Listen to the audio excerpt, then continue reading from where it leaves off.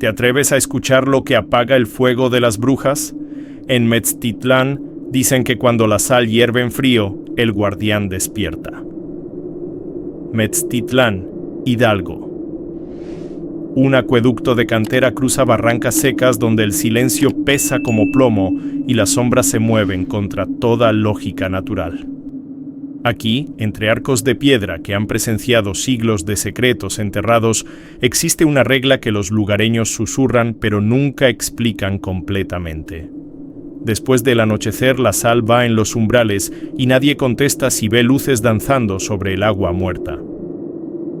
Esta no es una leyenda bonita para asustar niños alrededor del fuego, es un rastro de ceniza que aún arde en las paredes del acueducto, un testimonio de terror que llegó a nosotros de la mano de Carmen, una ingeniera hidrólogo que pensó que la ciencia podría explicar todo lo que encontrara en ese valle maldito. Lo que descubrió la transformó para siempre, porque hay lugares en México donde la realidad se comporta según reglas más antiguas que cualquier ley física y fuerzas protectoras que despiertan únicamente cuando algo del otro lado amenaza con cruzar definitivamente a nuestro mundo. Prepárense para conocer la verdadera historia del guardián de sal del acueducto, donde cada gota de agua que no debería existir y cada sonido de campana sin viento nos recuerda que hay batallas cósmicas librándose silenciosamente para proteger la realidad que damos por sentada. Porque cuando las lumbres brujas danzan sobre cauces secos y la sal común se convierte en mapas de dimensiones imposibles, solo queda una pregunta. ¿Estás preparado para saber qué cosas realmente protegen nuestro mundo de las pesadillas que acechan en la oscuridad? Las noches sin luna en los cerros de Puebla traían consigo un espectáculo que helaba la sangre de cualquier alma valiente que se atreviera a presenciarlo. Eran las lumbres brujas, esas luces danzantes que descendían del cielo como cometas invertidos, flotando sobre el cauce seco del antiguo acueducto con una gracia siniestra que desafiaba todas las leyes de la física. El terror se apoderaba de los pocos habitantes del valle cuando veían esas esferas de fuego moverse con intención propia, deslizándose entre los arcos de cantera como si buscaran algo específico en la oscuridad. No era un fenómeno natural, había una malevolencia palpable en la forma en que esas luces se movían, como si fueran los ojos de algo mucho más grande y hambriento, observando desde las alturas. La sequía había durado meses, pero estas apariciones sobrenaturales parecían alimentarse precisamente de esa desolación, creciendo más brillantes conforme la tierra se volvía más estéril. Los ganaderos del lugar despertaban cada amanecer con el horror grabado en sus rostros al encontrar a sus animales marcados de manera inexplicable. No eran heridas comunes, eran círculos perfectos quemados en la piel del ganado, sin una sola gota de sangre derramada, como si algo hubiera extraído la vida misma a través de esos símbolos geométricos. Las vacas y cabras aparecían inmóviles, pero vivas, con esas marcas circulares que parecían pulsar con una energía sombría que hacía que hasta los perros más valientes se alejaran gimoteando. El mal que rondaba por esas tierras no mataba por hambre o instinto, marcaba por posesión, como si estuviera reclamando territorio en los cuerpos de los seres vivos.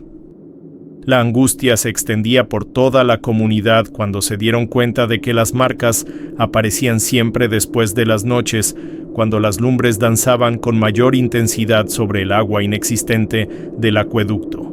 Cada círculo quemado en la piel de los animales tenía exactamente el mismo diámetro, la misma profundidad, como si hubieran sido creados por el mismo instrumento sobrenatural una y otra vez. Los veterinarios que llegaban del pueblo grande no podían explicar cómo era posible que la carne estuviera carbonizada sin mostrar signos de sangrado, inflamación o dolor en los animales afectados. Era como si esas criaturas hubieran sido tocadas por algo que existía entre dimensiones, algo que podía alterar la materia física sin seguir las reglas del mundo natural. El horror se intensificaba cuando los lugareños notaron que las marcas comenzaron a aparecer también en los muros de adobe de las casas abandonadas, siempre en la misma formación circular, siempre después de las noches cuando el cielo se llenaba de esas luces danzantes. Pero lo más perturbador de todo era que alguien nuevo estaba por llegar al valle, alguien que no conocía las reglas ancestrales que mantenían a raya a las fuerzas sobrenaturales que habitaban en los arcos secos del acueducto. Carmen llegó al valle de Tehuacán con la confianza de alguien que había medido ríos en las montañas más remotas de México, cargando sus instrumentos de hidrólogo y una mentalidad científica que no dejaba espacio para supersticiones locales.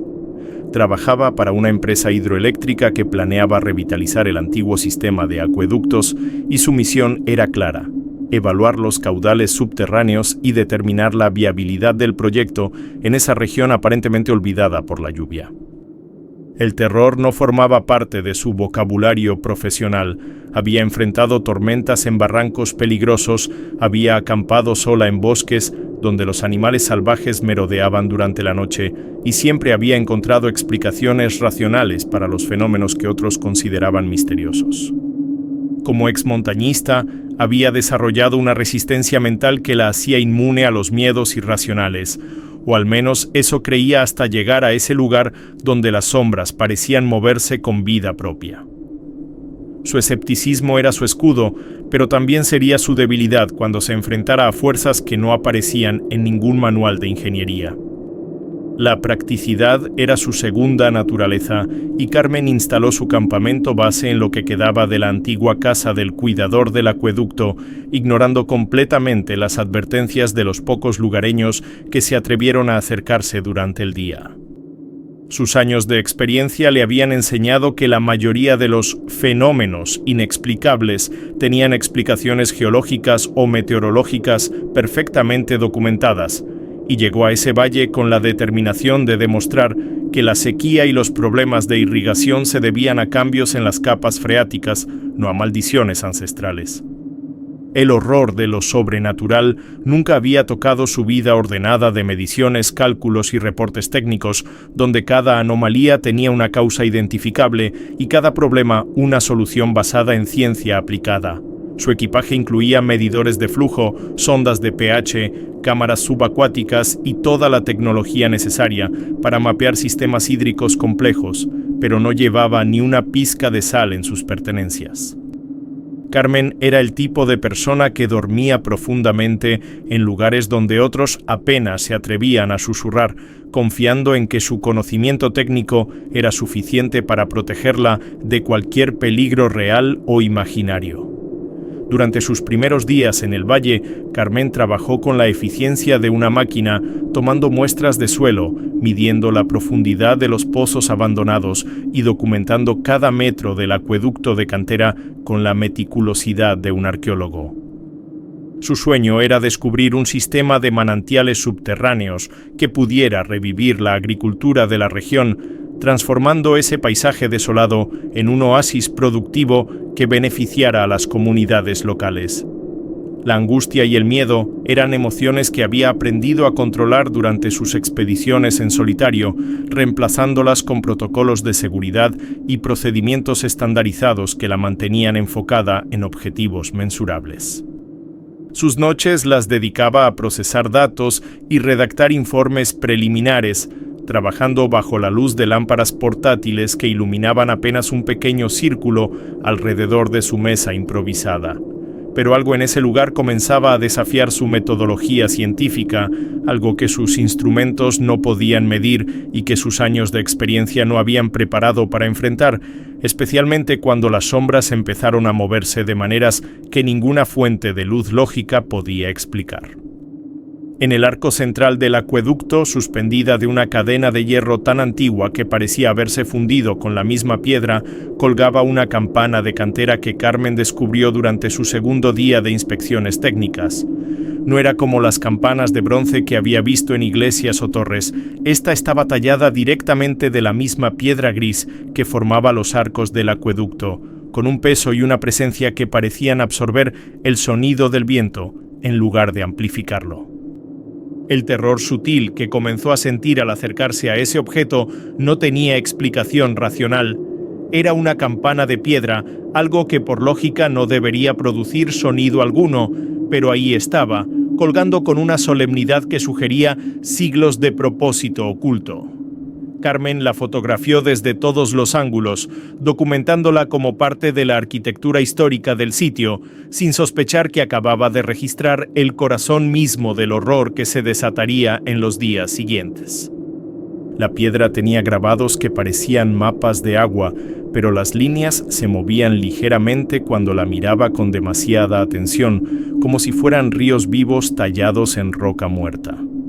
La primera vez que Carmen escuchó el sonido de esa campana de piedra, creyó que estaba alucinando por el agotamiento del trabajo de campo bajo el sol implacable del valle. Era un tañido profundo y resonante que no debería haber sido posible. La piedra golpeando contra piedra con una claridad cristalina que se extendía por todo el cauce seco, como ondas invisibles de sonido puro. No había viento esa tarde, ni siquiera la brisa más ligera que pudiera explicar el movimiento de la cadena, pero la campana sonaba con intervalos regulares, como si algo invisible la estuviera tocando con intención deliberada. El horror comenzó a crecer en su pecho cuando se dio cuenta de que cada vez que esa campana sonaba, las luces extrañas que había comenzado a notar en las noches anteriores se volvían más brillantes, más activas, como si el sonido fuera una señal que despertaba cosas que preferían dormir durante el día. Carmen intentó racionalizar el fenómeno como vibraciones sísmicas o cambios de presión atmosférica, pero sus instrumentos no registraban ninguna actividad que pudiera explicar esos tañidos espontáneos de una campana que técnicamente no debería sonar. El patrón se volvió inquietantemente predecible. Cada vez que una de esas lumbres extrañas cruzaba el cielo nocturno, la campana de cantera respondía con un tañido que reverberaba por todo el valle como el latido de un corazón gigantesco enterrado bajo la tierra seca. Carmen comenzó a cronometrar estos eventos, creando una tabla de correlaciones entre los avistamientos de luces anómalas y los sonidos de la campana, esperando encontrar un patrón científico que pudiera explicar la sincronización sobrenatural entre ambos fenómenos. La angustia la invadía cada vez que se acercaba al arco central durante sus mediciones diarias, porque podía sentir cómo la campana parecía observarla, como si fuera un ojo de piedra que evaluaba sus intenciones y medía su resistencia al miedo. Sus noches se llenaron de una tensión creciente, esperando el primer tañido que anunciaba que las fuerzas sombrias del valle habían despertado una vez más, y que algo mucho más antiguo y poderoso que sus conocimientos científicos estaba tomando control de ese lugar que había creído poder dominar con mediciones y análisis racionales. La cuarta noche en el valle, Carmen presenció algo que desafió todo su entrenamiento científico y la dejó cuestionando los fundamentos mismos de la realidad física. En la cocina improvisada de la casa del cuidador, había dejado un cuenco de barro lleno de sal marina para conservar algunas muestras de agua que había recolectado durante el día, pero cuando regresó después de sus mediciones nocturnas, encontró algo que la hizo retroceder varios pasos con el corazón acelerado. La sal estaba hirviendo, pero no por calor. Era un hervor frío que creaba burbujas cristalinas que subían desde el fondo del cuenco como si una fuente invisible estuviera alimentando el proceso desde abajo. El terror se apoderó de ella cuando acercó la mano y sintió que la temperatura de la sal era gélida, más fría que el aire nocturno del desierto, pero seguía burbujeando con una intensidad que aumentaba conforme se acercaba la medianoche. Era un fenómeno que no existía en ningún libro de química o física que hubiera estudiado durante su carrera. Lo que vino después fue aún más perturbador. Mientras la sal hervía en frío, comenzó a cristalizarse formando patrones que se extendían por la superficie del cuenco como mapas detallados de rutas que Carmen nunca había visto. No eran formaciones aleatorias de cristales, eran líneas precisas, curvas calculadas, intersecciones exactas que parecían reproducir un sistema de caminos o canales que existía en alguna dimensión paralela a la realidad visible. El horror se intensificó cuando Carmen se dio cuenta de que estos mapas de sal cristalizada cambiaban constantemente, redibujándose a sí mismos como si fueran cartas de navegación vivas que mostraran rutas hacia destinos sobrenaturales. Cada línea brillaba con una luz propia que no provenía de ninguna fuente externa, creando un resplandor sombrío que se reflejaba en las paredes de adobe como sombras danzantes que se movían independientemente de cualquier objeto físico. La sal no solo desafiaba las leyes de la termodinámica, estaba creando un mapa de algo que no debería existir en el mundo material. Carmen fotografió obsesivamente cada fase del proceso, documentando cómo los cristales de sal se reorganizaban cada pocos minutos, formando nuevas rutas y destinos en su superficie helada pero burbujeante. Sus instrumentos científicos no detectaban ninguna fuente de energía que pudiera explicar el fenómeno, pero la evidencia visual era innegable. La sal se comportaba como un ser vivo que creaba mapas de lugares que solo existían en pesadillas. La angustia la invadía cada vez que miraba esos patrones cristalinos, porque algo en su subconsciente reconocía esas rutas, como si fueran caminos que había recorrido en sueños que no recordaba haber tenido. El aire alrededor del cuenco se volvía más denso conforme los mapas se volvían más complejos, y Carmen comenzó a escuchar susurros que parecían provenir de la sal misma, voces que hablaban en idiomas que no conocía, pero que de alguna manera comprendía. Era como si la sal hirviendo en frío fuera una ventana hacia otro mundo, y ese mundo había comenzado a mirar hacia atrás, evaluando si Carmen era digna de conocer los secretos que guardaban las rutas marcadas en cristales que no deberían existir. Los ancianos del pueblo más cercano llegaron al valle justo cuando Carmen comenzaba a dudar de su propia cordura, trayendo consigo historias que sonaban como cuentos de hadas, pero que coincidían perturbadoramente con lo que ella había estado experimentando.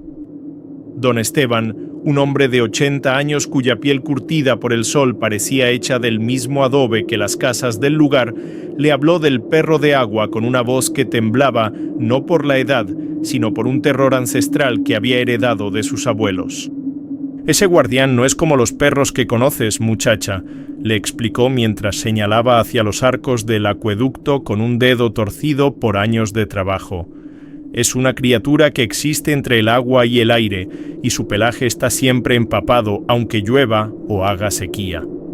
El horror en sus palabras no era dramático, era la certeza tranquila de quien ha visto cosas que preferiría olvidar, pero que no puede borrar de su memoria.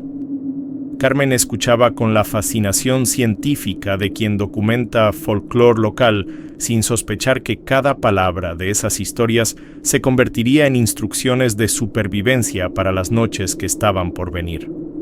La descripción que los viejos hacían de la criatura desafiaba toda lógica zoológica. Un perro del tamaño de un caballo pequeño, con ojos que brillaban como ópalos bajo la luz de la luna y un pelaje que goteaba constantemente, un agua que nunca tocaba el suelo. «Su trabajo es olfatear brujas», continuó doña Esperanza, una anciana cuyos ojos parecían haber visto demasiados amaneceres sombríos, y cuando las encuentra, apaga sus fuegos con el vapor que sale de su cuerpo mojado. Carmen tomaba notas mentales de estos relatos, catalogándolos como manifestaciones del inconsciente colectivo que intentaba dar sentido a fenómenos naturales poco comunes, pero algo en la sinceridad absoluta de estos testimonios la inquietaba más de lo que estaba dispuesta a admitir.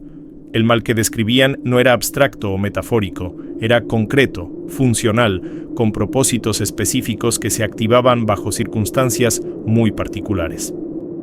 La angustia comenzó a crecer en su pecho cuando se dio cuenta de que las brujas que mencionaban los ancianos coincidían exactamente con las lumbres danzantes que había estado observando y documentando durante sus noches en el valle. Pero la parte más perturbadora de los relatos llegó cuando don Esteban le explicó la única manera de invocar la protección del guardián. «Solo viene si lo llamas sin voz, muchacha, con el corazón pero sin palabras, cuando el peligro está tan cerca que ya no hay tiempo para rezos.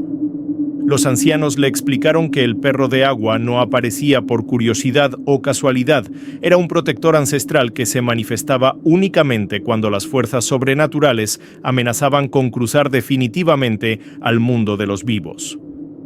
Carmen sintió un escalofrío que no tenía nada que ver con la brisa nocturna del desierto cuando comprendió que, según estos relatos, ella había estado viviendo en el epicentro de una batalla sobrenatural sin saberlo, documentando con sus instrumentos científicos los movimientos de criaturas que llevaban siglos luchando por el control espiritual de ese valle. La revelación más aterradora llegó cuando los ancianos se marcharon, dejándole un último consejo que resonaría en su mente durante las horas de oscuridad que se aproximaban. Si ves 3 luces rodeando la casa al mismo tiempo, no salgas, no grites, solo llama al guardián sin hacer ruido y espera a que el agua vuelva al cauce seco. La sexta noche trajo consigo una manifestación de terror tan intensa que Carmen supo instintivamente que había cruzado un punto de no retorno en su experiencia sobrenatural. 3 lumbres brujas aparecieron simultáneamente en el horizonte, formando un triángulo perfecto que se cerró lentamente alrededor del caserío abandonado donde había establecido su campamento, moviéndose con una coordinación que sugería inteligencia colectiva y propósito malévolo. No eran las luces errantes que había observado anteriormente, estas se movían con la precisión de depredadores que han identificado a su presa y están cerrando el cerco para un ataque definitivo. El horror se apoderó de ella cuando se dio cuenta de que las 3 esferas de fuego flotante habían sincronizado sus movimientos para cortar cualquier ruta de escape, rodeándola como si fueran los vértices de una trampa sobrenatural diseñada específicamente para capturar almas humanas. La campana de cantera comenzó a tañer con intervalos cada vez más rápidos, como si fuera un contador regresivo hacia algo terrible que estaba por suceder. Cuando las lumbres se acercaron lo suficiente a las paredes de adobe de la casa, Carmen presenció algo que la hizo cuestionar los fundamentos mismos de la física. Cada esfera de luz dejaba manchas oscuras en los muros, pero estas no eran sombras normales causadas por la ausencia de luz. Eran marcas líquidas que se extendían por las paredes como gotas de oscuridad pura, pero lo más perturbador era que estas gotas de sombra caían hacia arriba, desafiando la gravedad mientras se deslizaban por el adobe en dirección al techo con una fluidez que helaba la sangre. El terror se intensificó cuando Carmen notó que estas manchas sombrías pulsaban con vida propia, expandiéndose y contrayéndose como si fueran órganos de una criatura invisible que usaba las paredes como superficie de manifestación. Cada gota que caía hacia arriba llevaba consigo un fragmento de la luz del lugar, oscureciendo gradualmente el interior de la casa hasta crear una penumbra sobrenatural que sus lámparas no podían combatir. Era como si las lumbres estuvieran marcando territorio, reclamando el espacio físico donde Carmen había creído estar segura. El aire dentro de la casa se volvió tan espeso que respirar requería un esfuerzo consciente, cargándose con una electricidad siniestra que hacía que el vello de sus brazos se erizara constantemente. Carmen podía sentir cómo las 3 lumbres sincronizaban sus pulsaciones, creando un ritmo hipnótico que amenazaba con adormecer su capacidad de resistencia, como si fueran sirenas de luz que cantaran una canción silenciosa diseñada para quebrar su voluntad de luchar. La angustia se apoderó completamente de ella cuando se dio cuenta de que las manchas oscuras en las paredes habían comenzado a formar patrones reconocibles. Eran las mismas rutas que había visto cristalizarse en la sal hirviendo, pero ahora se materializaban en sombra líquida que subía por las paredes como ríos invertidos de oscuridad pura. Las lumbres no solo la habían rodeado, habían comenzado a transformar su refugio en un mapa tridimensional de caminos sobrenaturales, convirtiendo las paredes de adobe en portales hacia destinos que existían más allá de la realidad física. Carmen comprendió con terror absoluto que estaba siendo preparada para un viaje que no había pedido hacer, hacia lugares que no aparecían en ningún mapa terrestre y que su única esperanza de supervivencia dependía de romper las reglas que había seguido toda su vida. La desesperación científica se apoderó de Carmen cuando decidió que la única manera de mantener su cordura era demostrar que todo lo que había experimentado tenía explicaciones racionales que simplemente no había descubierto aún. Con las manos temblorosas pero decididas, se dirigió hacia la puerta principal de la casa donde los ancianos le habían aconsejado mantener líneas de sal como protección contra las fuerzas sobrenaturales del valle. «Si realmente no pasa nada», murmuró para sí misma mientras barría metódicamente cada grano blanco del umbral. «Entonces toda esta sal no es más que superstición rural que está alimentando mi paranoia».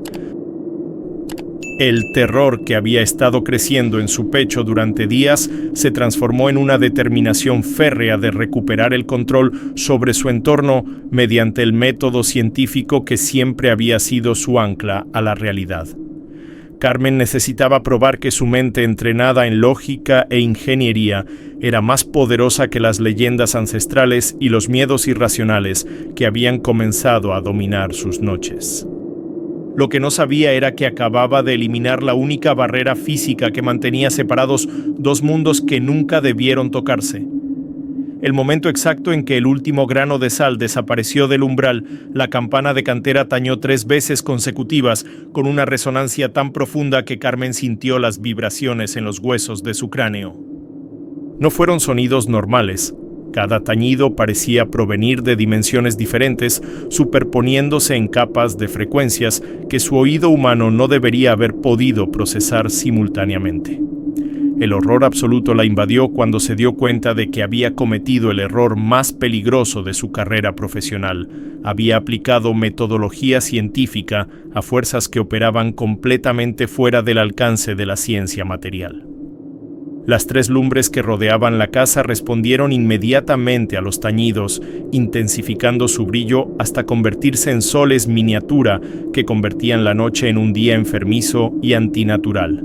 Carmen pudo escuchar por encima del eco de las campanadas algo que sonaba como risas distantes, pero que se acercaban rápidamente, como si su acto de rebeldía contra las tradiciones locales hubiera liberado algo que había estado esperando pacientemente, una oportunidad para manifestarse. El aire alrededor de la casa cambió instantáneamente, adquiriendo un aroma metálico tan intenso que Carmen pudo saborearlo en la parte posterior de su garganta. Era el olor del cobre oxidado mezclado con algo orgánico y putrefacto, como si el metal y la carne muerta hubieran fermentado juntos durante siglos bajo tierra húmeda.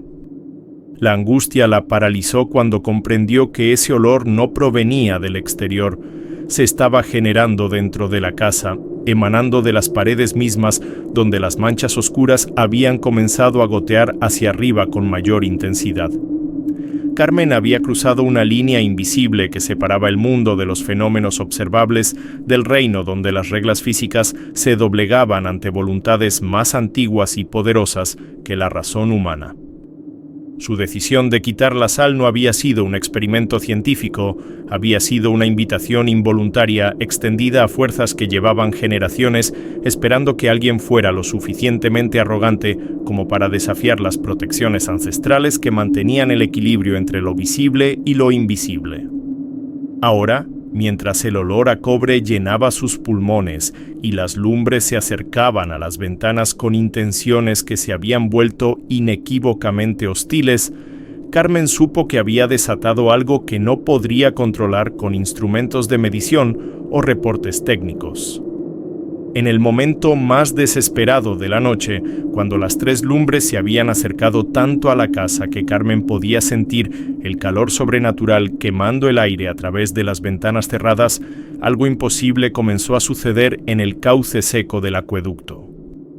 El agua empezó a brotar desde las profundidades de la tierra, pero no seguía las leyes naturales que Carmen había estudiado durante toda su carrera. El líquido cristalino fluía en dirección contraria, subiendo por el canal de cantera como si la gravedad hubiera sido invertida específicamente en ese lugar. El horror se apoderó de ella cuando se dio cuenta de que no era agua común. Tenía una luminiscencia propia que creaba reflejos plateados en los arcos de piedra, y su sonido al moverse era más parecido al canto de cristales que al murmullo normal de una corriente. La angustia la invadió al comprender que todos sus cálculos sobre caudales subterráneos y sistemas de irrigación habían sido irrelevantes desde el principio. Ese acueducto no transportaba agua terrestre, sino un fluido sobrenatural que respondía a fuerzas que existían más allá de la física convencional. Desde el brocal principal del acueducto, donde Carmen había instalado sus instrumentos de medición más sofisticados, emergió una figura que la dejó paralizada por el terror y la fascinación simultáneamente. El perro de agua se alzó del cauce invertido con una majestuosidad sobrenatural que confirmaba cada palabra de los relatos que había escuchado de los ancianos, pero verlo en persona trascendía cualquier descripción que el lenguaje humano pudiera ofrecer. Era colosal, del tamaño de un caballo de guerra, pero se movía con la fluidez silenciosa de una sombra líquida, como si su cuerpo estuviera compuesto por agua solidificada que mantenía la forma canina por pura voluntad ancestral.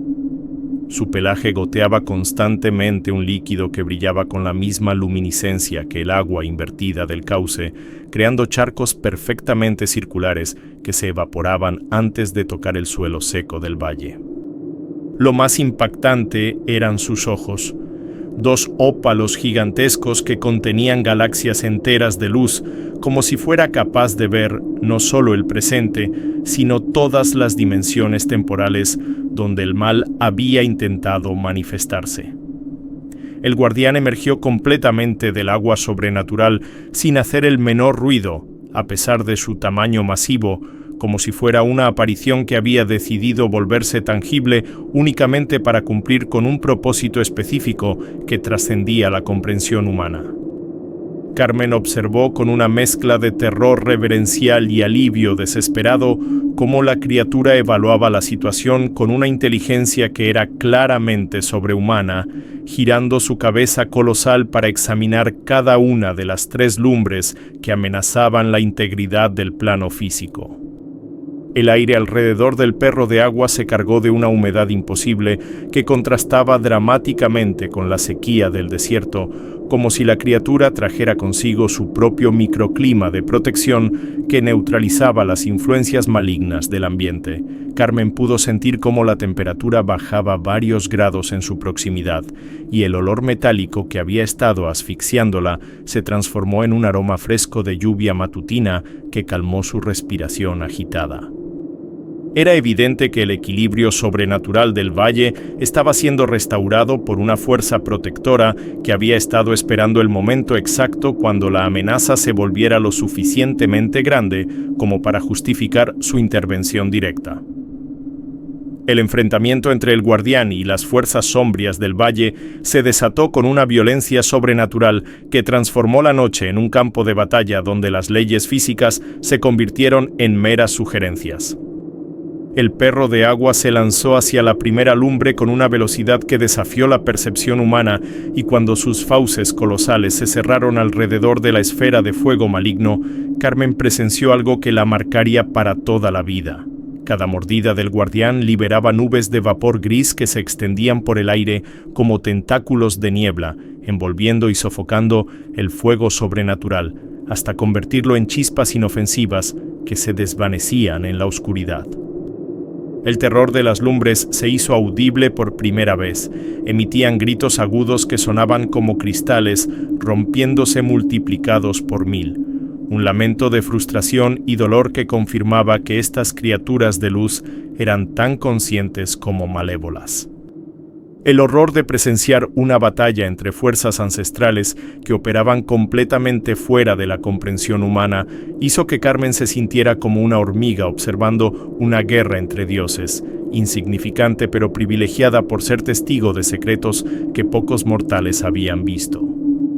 La segunda lumbre intentó escapar elevándose hacia el cielo estrellado, pero el guardián saltó con una agilidad imposible para su tamaño masivo, alcanzándola en el aire mientras su pelaje empapado creaba una lluvia de gotas luminiscentes que caían como estrellas líquidas sobre el cauce seco del acueducto. Carmen observó con fascinación horrorizada cómo el vapor que emanaba del cuerpo del perro de agua no solo apagaba el fuego maligno, sino que parecía purificar el aire mismo, eliminando la densidad sobrenatural que había estado oprimiendo el valle durante días.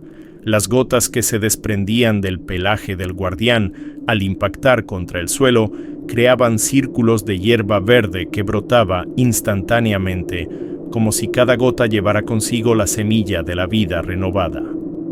La angustia que había dominado los pensamientos de Carmen durante días comenzó a transformarse en una admiración reverencial hacia esa criatura que luchaba no por territorio o instinto, sino por mantener un equilibrio cósmico que protegía el mundo físico de invasiones sobrenaturales que podrían destruir la realidad tal como la conocían los seres humanos. La tercera lumbre, la más grande y aparentemente la líder de esa trinidad maligna, intentó una estrategia diferente. En lugar de huir o luchar directamente contra el guardián, dirigió toda su energía hacia Carmen, tratando de poseer su cuerpo antes de que el perro de agua pudiera interceptarla. Carmen sintió una invasión psíquica que la hizo tambalearse, como si algo invisible estuviera tratando de meterse dentro de su mente y apoderarse de su voluntad. Pero en el momento crítico, cuando la lumbre casi logra penetrar sus defensas mentales, la sal que había estado esparcida por el suelo de la casa durante días se activó como una barrera protectora.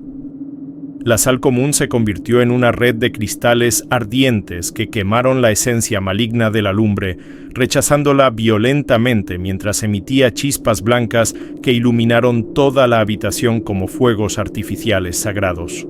El perro de agua aprovechó ese momento de debilidad para atrapar a la tercera lumbre entre sus fauces, y el vapor gris que emanó de esa mordida final fue tan denso que envolvió toda la casa en una niebla protectora que olía a lluvia bendita y hierbas medicinales. Carmen había sobrevivido al intento de posesión más aterrador de su vida gracias a la combinación de la protección ancestral de la sal y la intervención directa de un guardián sobrenatural que había arriesgado su propia existencia para mantener la integridad del plano físico. En el silencio sobrenatural que siguió a la derrota de las tres lumbres, Carmen se encontró temblando no de miedo, sino de una comprensión profunda que transformó para siempre su relación con el mundo invisible que había estado negando durante toda su carrera científica. Sus manos, que habían sostenido instrumentos de medición con la confianza de quien domina la tecnología, ahora se aferraban a la campana de cantera que había caído del arco durante la batalla, y al tocarla sintió una conexión directa con fuerzas que trascendían cualquier ecuación o fórmula que hubiera aprendido en la universidad. El terror que había dominado sus noches se transformó en un respeto reverencial hacia los misterios que existían más allá de la comprensión humana. Y por primera vez en su vida adulta, Carmen experimentó la humildad de reconocer que había fenómenos en el universo que requerían fe en lugar de análisis para ser comprendidos.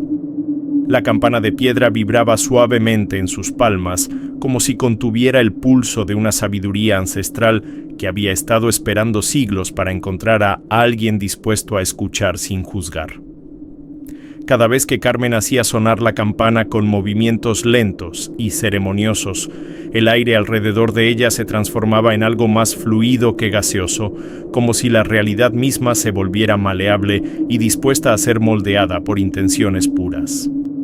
El horror que había experimentado durante la batalla se convertía ahora en fascinación cuando observaba cómo el perro de agua respondía a cada tañido de la campana, acercándose con pasos silenciosos, como si el sonido de la piedra fuera literalmente la correa invisible que conectaba al guardián con el mundo físico. Carmen comprendió que no había domesticado a la criatura sobrenatural. Había establecido una comunicación espiritual que le permitía colaborar con fuerzas protectoras que habían estado vigilando ese valle durante milenios. La angustia de los días anteriores fue reemplazada por una sensación de propósito que nunca había experimentado en sus proyectos de ingeniería. Ahora formaba parte de un sistema de equilibrio cósmico que trascendía cualquier construcción humana de represas o canales de irrigación. La transformación más profunda ocurrió cuando Carmen se dio cuenta de que el guardián la seguía no porque estuviera controlándolo, sino porque había demostrado ser digna de confianza durante la crisis más peligrosa que el valle había enfrentado en décadas.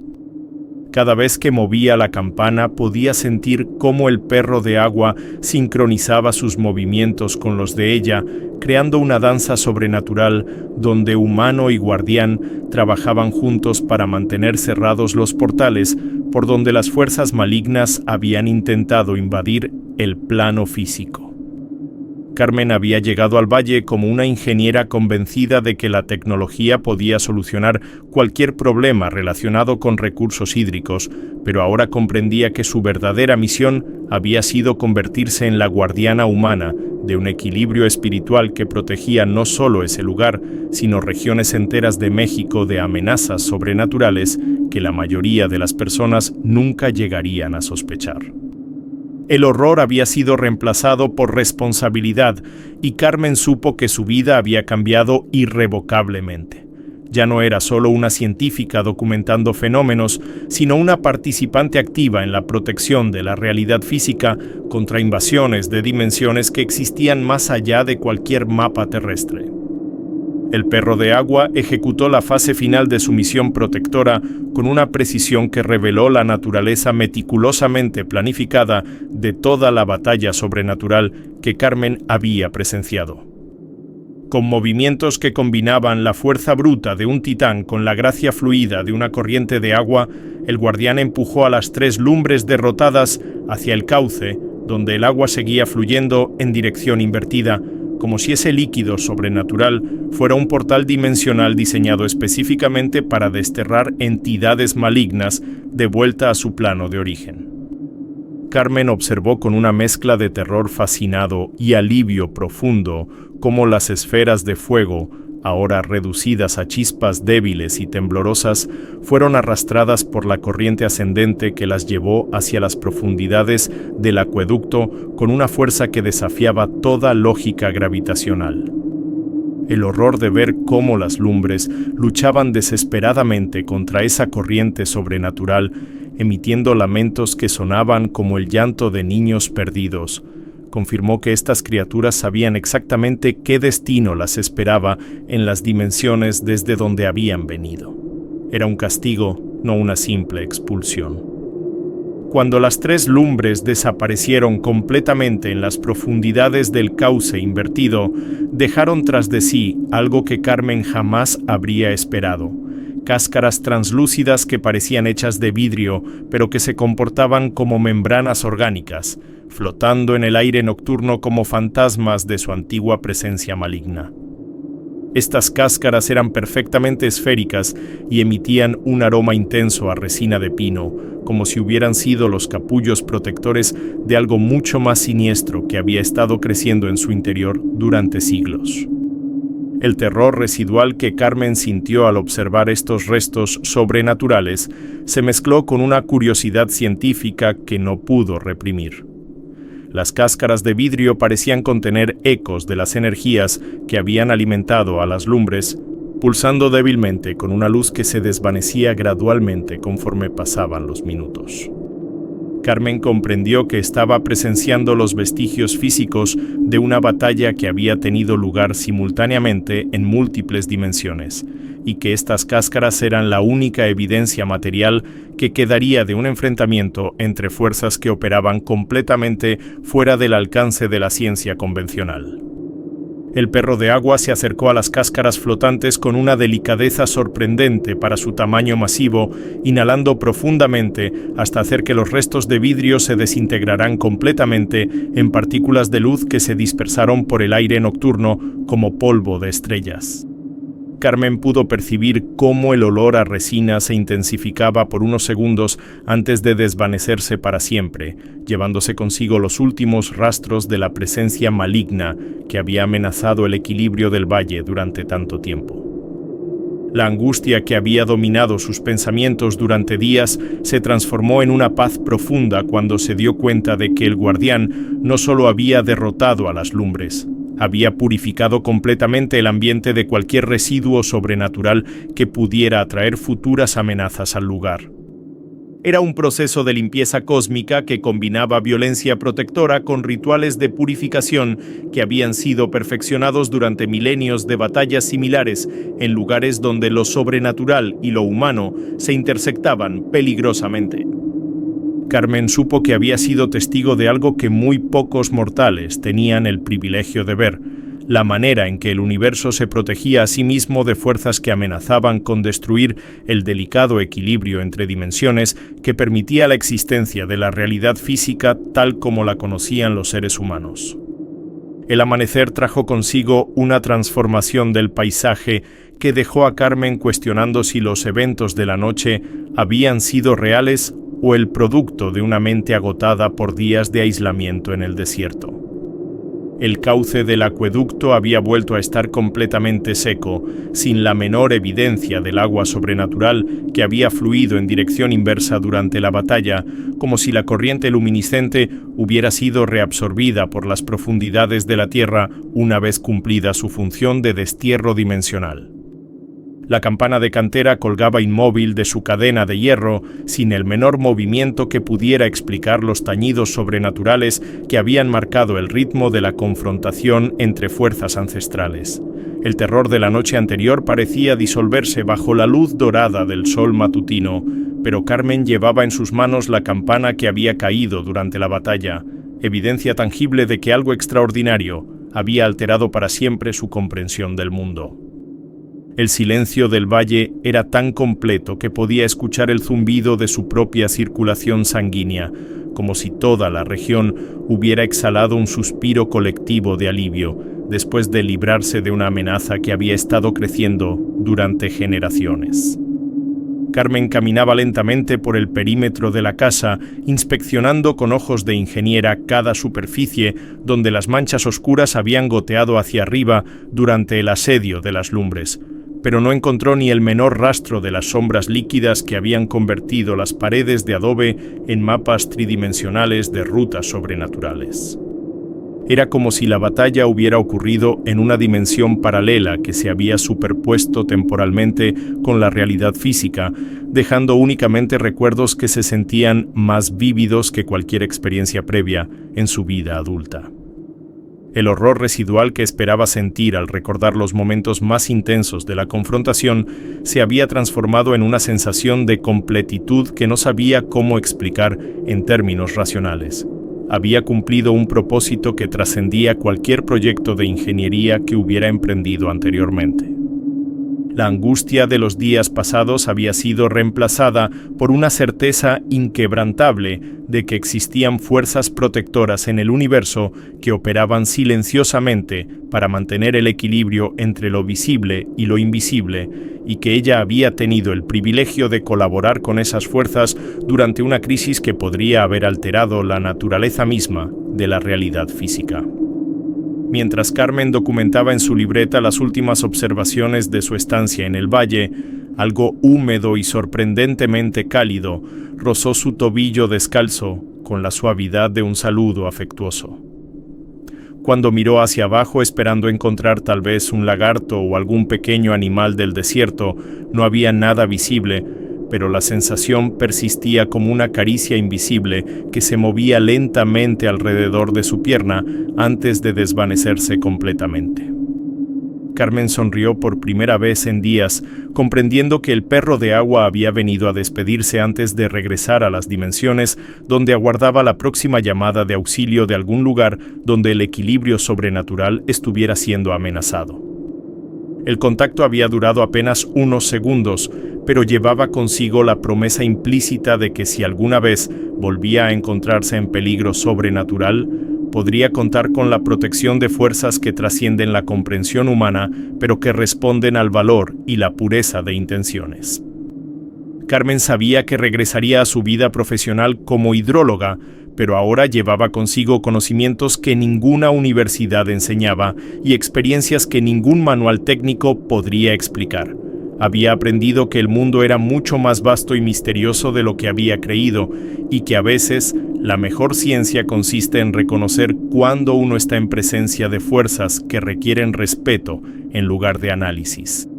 Al amanecer, en los arcos del acueducto de Metztitlán, Aún se ven huellas mojadas que no llegan ni salen de ninguna parte, como pisadas de un guardián que camina entre dimensiones para proteger lugares que la mayoría de nosotros nunca sabremos que están en peligro.